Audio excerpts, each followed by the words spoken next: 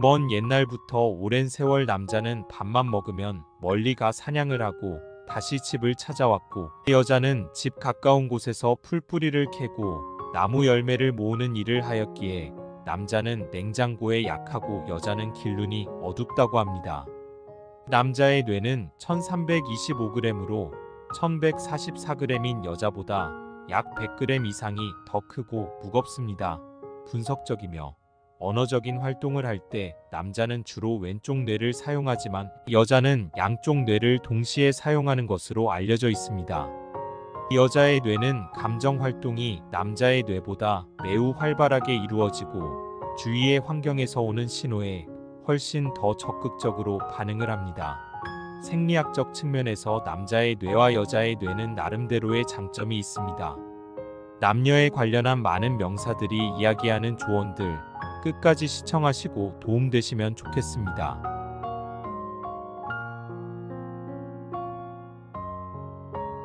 어울리는 결혼을 원한다면 대등한 사람과 하면 됩니다.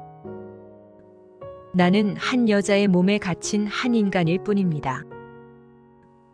우리는 8개월간의 행복한 결혼 생활을 했습니다. 불행히도 우리의 결혼 생활은 4년 반 동안이었습니다. 가정에 불화와 논쟁이 생기면 인생에서 이를 만회해 줄 수 있는 일은 거의 없습니다. 결혼을 이루는 것은 결혼식이나 정부에서 발행한 종이장이 아니라 바로 친밀감입니다.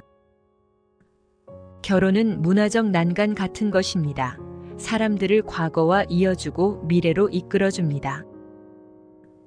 여성 없이는 영성도 신성함도 진실도 없습니다. 늘 결혼은 아침 일찍 하면 좋습니다.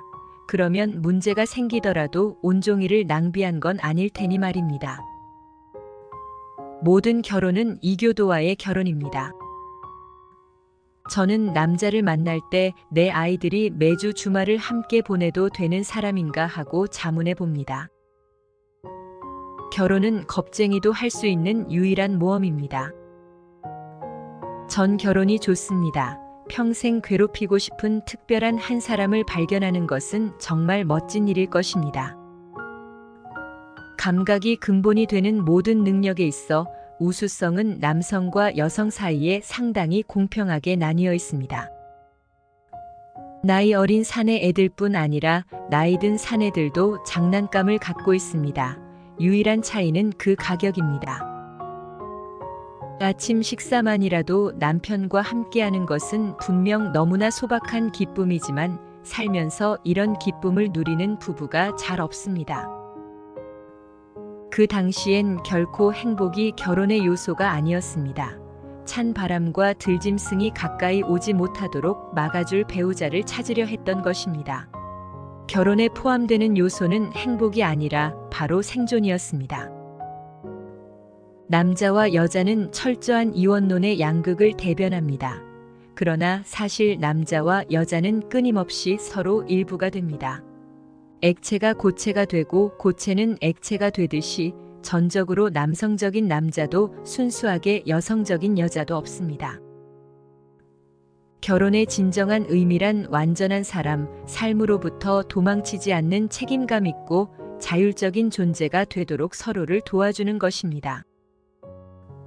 말다툼 한 번 하지 않고 두 사람이 함께 25년을 산다는 생각은 오직 양떼 사이에서나 칭송받을 만한 정신적 결여를 보여줍니다.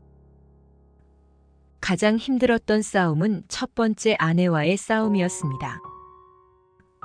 결혼은 훌륭한 제도지만 난 아직 제도를 받아들일 준비가 되지 않았습니다. 절대 결혼 생활에 고통보다 기쁨이 더 많다고 할 수 없습니다. 행복한 결혼 생활을 하는 유일한 방법이 있는데 그게 무엇인지 알게 되는 즉시 나는 다시 결혼할 것입니다. 여자는 생물학적 나이보다 자격에 걸맞은 나이를 갖습니다. 성공적인 결혼은 매일 고쳐 지어야 하는 대건축물과도 같습니다. 나는 언제나 기혼 상태였기 때문에 성관계에 대해선 아무것도 모릅니다. 성공적인 결혼은 늘 똑같은 사람과 여러 번 사랑에 빠지는 것이 있어야 합니다.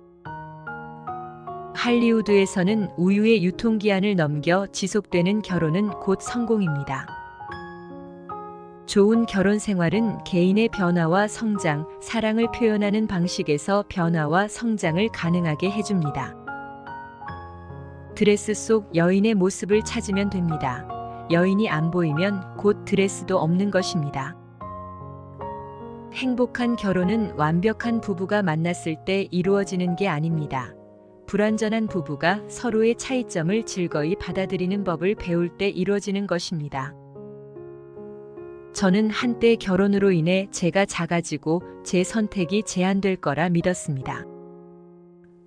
누군가와 함께하기 위해서는 더 작은 사람이 되어야 한다고 믿었던 것입니다. 하지만 실제로는 더 큰 사람이 되어야 합니다. 모든 부부는 사랑의 기술을 배우듯이 싸움의 기술도 배워야 합니다. 좋은 싸움은 객관적이고 정직하며 절대 사악하거나 잔인하지 않습니다.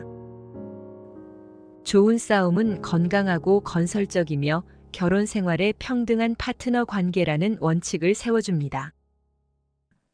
더욱 완벽한 세상에서 또는 이 매우 불완전한 세상에서 조금 더 주의 깊게 살펴보면 거의 모든 부부 모두가 더 어울리는 짝을 발견할지 모른다는 점에서 행복한 결혼 생활이더라도 거의 모든 결혼은 실수입니다. 하지만 진정한 영혼의 동반자는 실제로 결혼을 한 상대입니다. 기억해야 합니다. 아름다움에 반해서 결혼하면 어쩌면 지속되지도 않고 그 기쁨이 1년도 가지 못하는 것에 삶 전체를 올가매게 됩니다.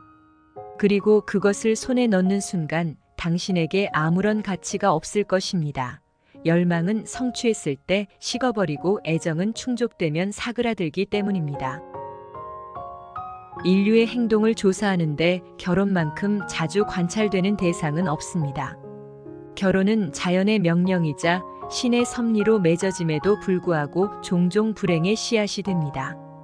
기혼자들은 결혼에 대한 후회와 더불어 우연이든 노력의 결과든 간에 결혼하지 않은 자들에 대한 부러움을 감출 길이 없습니다. 일반적으로 결혼은 이런 과정으로 이루어집니다. 한 쌍의 선남 선녀가 우연히 또는 일부러 기회를 마련하여 서로 만나게 되고 서로 시선을 주고받으면서 서로에 대한 예의를 다하고 집으로 돌아가면 서로에 대한 그리움을 키우게 될 것입니다.